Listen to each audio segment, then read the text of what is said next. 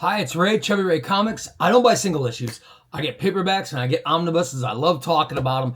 Here's some of the stuff that I read last week. Action Comics, Phantoms, done by Mark Waid. This is Mark Waid, Clayton Henry, Matt Herms. I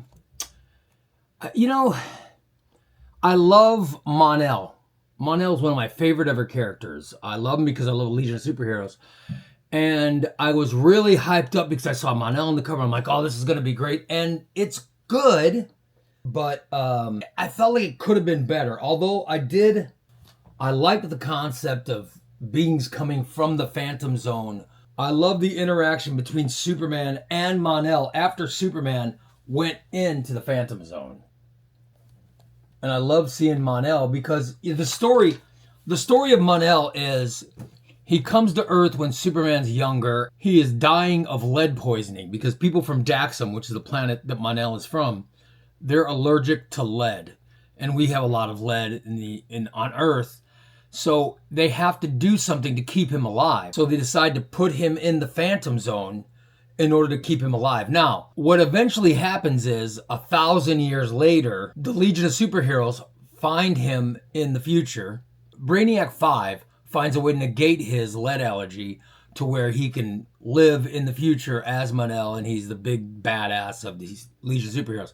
Now, I always wondered, why didn't the Legion, because the Legionnaires could time travel, why didn't the Legionnaires go back in time and take him out of the Phantom Zone and then bring him to the future so the poor guy wouldn't have to sit in the Phantom Zone for 1,000 years, because that would make someone kind of mental. When I think about it too much, I just think, it would have made more sense if they'd have done it this way, but they didn't. I think the writers could have done more by using the fact that this guy was living in the Phantom Zone for 1,000 years. I think they could have used that, and they didn't. If I was a comic writer, I would write a Legion of Superheroes book. That's the book I would write. But in this book, I also like the story of, I'm trying not to give any spoilers, but Superman has to leave the Phantom Zone and go to Krypton in order to find some things to solve the big issue.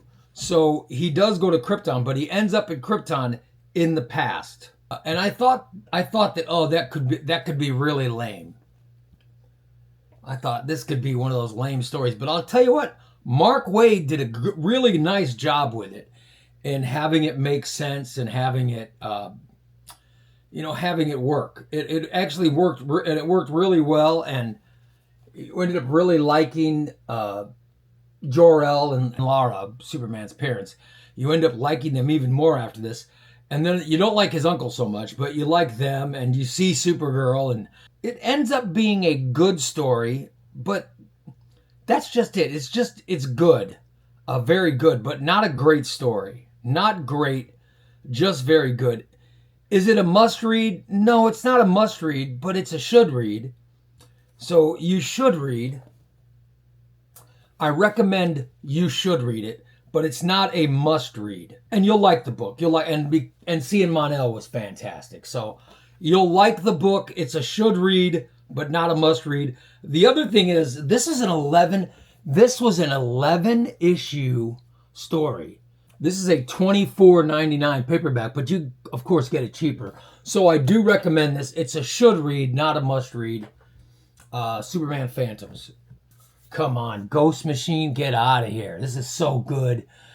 Geiger is so good. And in this is volume 3 of the Geiger paperbacks. And this actually gave us some more background. So that was really awesome. That was awesome. Geoff Johns is telling a great story. And he gives some more of Tariq Geiger's background, what was going on, why he did what he did. He has these nuclear rods that control his radioactivity and his powers, and they explain why he has them. We also get to meet the Queen. We met her son in the first paperback, but he did not last long. So we meet a whole cavalcade of baddies in this issue. There's new kids. I love when Geiger gets to rescue kids. That's always good. And this is, overall, it's a good story. But the coolest part of this is learning some of Geiger's backstory. I really, really like that a lot, and I think the Geiger is such a great book. I think Geoff Johns is our best living writer. Geiger paperbacks are great for so many reasons, but one of the reasons is they're such a quick read. I mean, you really get into them, and it's like, oh, you're just turning pages. So you have to go back and read it again and again. So I think I've read the Geiger first trade paperback like 3 times. So I do like that. And I do like Geiger. Highly recommend Geiger Volume 3. Scott Snyder and Charles Soule do a book called Undiscovered Country. This was Volume 1 of the trade paperback. Man, what a story. It takes place in the dystopian future, as many indie comic books do. It takes place in the dystopian future where the United States has walled off its borders and they won't let anybody into the United States.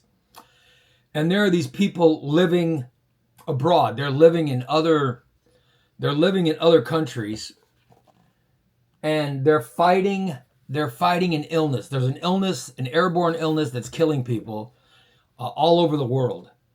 And they suddenly get a message. They get a message from the United States saying, if you send in these 5 people, we will give them the cure for the illness.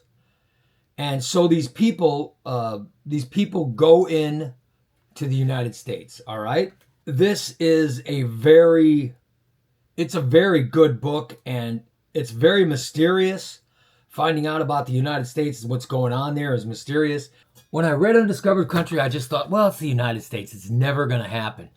But then I started thinking about all the political BS we have and the people believing.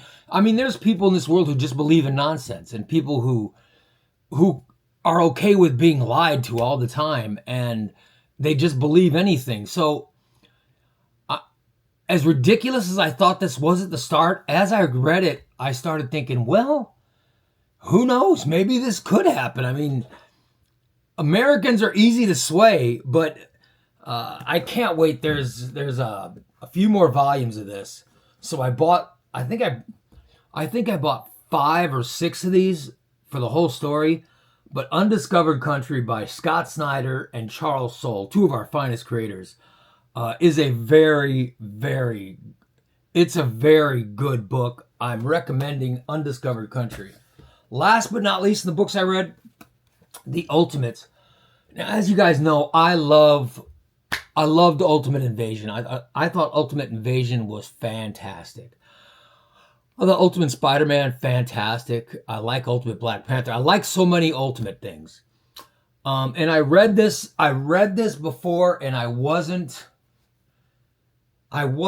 as impressed with it as I thought I should be. All right, when I read it the first time. So I decided then, I said, well, I need to read this again in the future. And I had time this week, so I read it. I wish I could say I liked it a lot more and I really got into it more, but no, I had the same. It was good. So Ultimates Trade Paperback Volume 1 could have been a lot better. I do like Doom, and I like Iron Lad. I like Iron Lad. I think is interesting, and I do like Captain America and Thor and how the team came. I do like how the team came together, but it's just not great. I can't wait for number 2 to see if I like it more, but I've read number 1 twice now, and it's just good. I hope you guys had some good times reading last week as well. And in fact, I hope you liked your stuff better than I like mine. I can't wait to talk to you again. I'll see you next video. It's Chubby Ray. Thanks for watching, everybody. Like, comment, interact with me. Take care.